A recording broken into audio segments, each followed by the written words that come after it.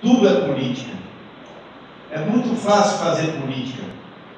Mas eu quero ver, de verdade, quem é que vai fazer política séria e quem é que vai tomar posse nesta casa dia 1º de janeiro de 2017. Porque fazer política com o chapéu dos outros é muito fácil. Eu não faço política com o chapéu dos outros. Eu faço política séria, moro nessa cidade há 47 anos e não faço política com o chapéu dos outros. Dou crédito. Sou um homem que, se amanhã tiver um mendigo na sarjeta, eu sou capaz de dar um terno para ele e dizer: você vai ser o meu prefeito, porque você precisa de uma oportunidade. Agora, fazer política em menção das pessoas não é muito fácil.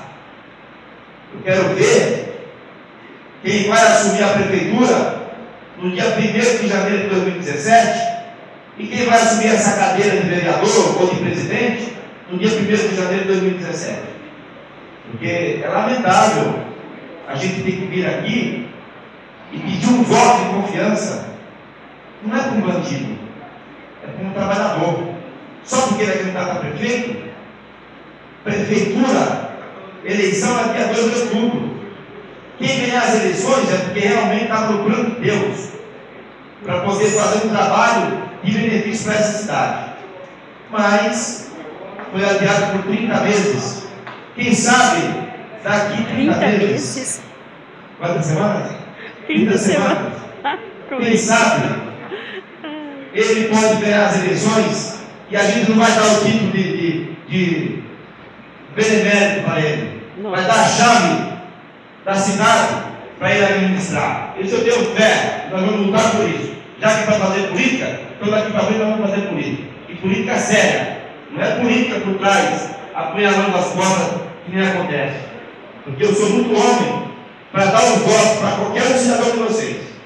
Nunca neguei dar um voto. Quando tem sessões ordinárias aqui, extraordinárias, eu pago os meus afazeres para contribuir com o povo.